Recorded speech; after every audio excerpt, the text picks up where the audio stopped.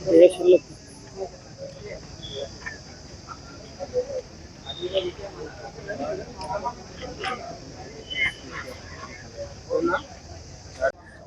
నమస్కారం. నా పేరు డాక్టర్ వరలక్ష్మి. నేను కల్లూరు జెడ్పీహెచ్ఎస్ హై స్కూల్లో ఇంగ్లీష్ టీచర్ని, మరియు నేను education psychologist and researcher and new education policy 2021 and 23 వరకు నేను నూతన జాతీయ విద్యా విధానం మీద పరిశోధన చేశాను. నూతన జాతీయ విద్యా విధానాన్ని పాఠశాల స్థాయిలో అమలు చేయాలంటే ఎలాంటి విద్యా విధానాలు దోహదపడతాయి అనే విషయంగా నేను పరిశోధన చేశాను. అందులో భాగంగా కళాధారిత విద్యా విధానాలు నేను ఎంచుకోవడం జరిగింది. ఎందుకంటే నూతన జాతీయ విద్యా విధానము చైల్డ్ సెంటర్డ్గా ఉండాలి, మరియు సృజనాత్మకతను మనం విద్యార్థుల్లో పెంపొందించాలి, విలువలతో కూడిన వృత్తి విద్యను అమలు చేయాలి. ఈ అంశాలకు ఎక్కువగా ప్రాధాన్యత ఇచ్చింది. మరియు అనుభవాత్మక పరిజ్ఞానాన్ని విద్యార్థికి అందించాలి అని చెప్పేసి నొక్కి ఒక్కానికి చెప్తోంది. ఈ విషయాలన్నింటినీ అమలు చేయడానికి ఏ విధానాలు దోహదపడతాయి అనే అంశంగా పరిశోధిస్తే కళాధారిత విద్యా విధానాలు దీనికి ఎంతో ఉపయోగపడతాయని చెప్పి మనకు ఎవిడెన్స్ బేస్డ్గా తెలిసింది. దాంట్లో నేను వర్లీ అనే ఒక చిత్రకళను ఎంచుకోవడం జరిగింది. వర్లీ ఆర్ట్ అంటే మహారాష్ట్ర, రాజస్థాన్కి సంబంధించినటువంటి ఒక గిరిజన చిత్రకళ. దీన్ని నేను ఎంచుకోవడానికి కారణం ఏంటంటే ఇందులో కేవలం త్రిభుజాలు, వృత్తాలు మాత్రమే ఉంటాయి. కళ తెలియని విద్యార్థులు కూడా ఎంతో సులభంగా, అవలీలుగా, అద్భుతంగా ఈ ఆర్ట్ని గీయగలుగుతారు. సో నేను ఫస్ట్ మెల్లమెల్లగా పిల్లలకి పండుగలు, చిన్న చిన్న కాన్సెప్ట్స్ ఇంట్రొడ్యూస్ చేశాను. తర్వాత విలువలతో కూడిన విద్యను ఏ విధంగా విద్యార్థులకు అందించాలి అనే దిశగా నేను మన 10వ తరగతిలో 10th క్లాస్ ఉపవాచకం, తెలుగు ఉపవాచకంలో 20 మార్కులకి సంపూర్ణ రామాయణం అనే అంశం ఉంది. దాన్ని విద్యార్థులకు 6 నెలల పాటు బోధిస్తే వాళ్ళు నేర్చుకుంటారు. అట్లాంటిది మేము చిత్రకళ ద్వారా విద్యార్థులకు నేర్పిస్తే కేవలం అరగంటలోనే అది రివిజన్ చేయడానికి ఉపయోగపడుతుంది. అందుకని దాంట్లో ఉన్నటువంటి పాఠ్యాంశాన్ని అంతటినీ కూడా చిత్రకళ ద్వారా నేర్పించే ప్రయత్నం చేశాము. రామాయణాన్ని అంతటినీ కూడా మేము వర్లీ ఆర్ట్లో గీసాము. దానికి February 7th మాకు తెలుగు బుక్ ఆఫ్ రికార్డ్ వచ్చింది. మా అమ్మాయికి నేను తెలుగు అక్షరాలతో సంపూర్ణ రామాయణాన్ని గీశాను. అయితే అది మా విద్యార్థులకు చూపించినప్పుడు మా పిల్లలు, మేడం మేము కూడా ఏదైనా వినూత్నంగా నేర్చుకుంటాం, మాకు కూడా బుక్ ఆఫ్ రికార్డ్ కావాలి అని చెప్పేసి పిల్లలు కూడా చాలా ఇంట్రెస్ట్గా ముందుకు వచ్చారు.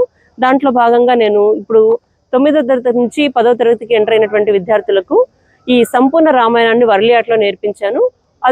అంతేకాకుండా వాళ్ళు పెయింటింగ్ కూడా నేర్చుకున్నారు.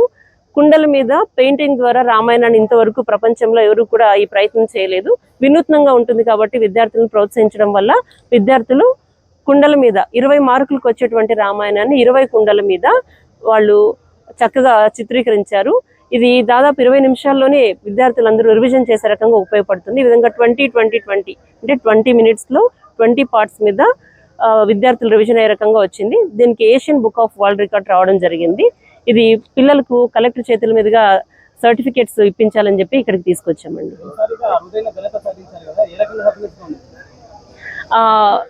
మెయిన్ నేను ఈ రికార్డ్స్ ఆల్రెడీ నేను తీసుకున్నానండి. కాకపోతే మా విద్యార్థులు తీసుకోవడం మాకు చాలా ఆనందంగా ఉందండి.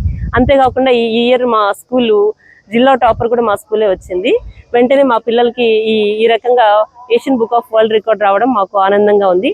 మా పాఠశాల ఉపాధ్యాయులు కూడా ఎంతో ఆనందించారు.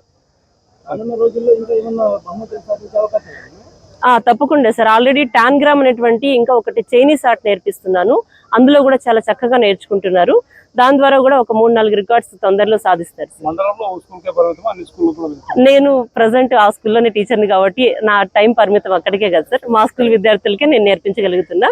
అవకాశం ఉంటే మిగతా వాళ్ళు కూడా నేను మా స్కూల్లో ఇప్పుడు సంపూర్ణ రామాయణంలో 6 కాండాలు ఉన్నాయండి. ఒక్కొక్క కాండ ఒక్కొక్క విద్యార్థి గీశారు.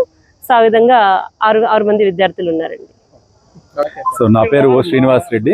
నేను Kalluru high school, Garladinne mandal Kalluru high స్కూల్లో స్కూల్ అసిస్టెంట్గా వర్క్ చేస్తున్నాను.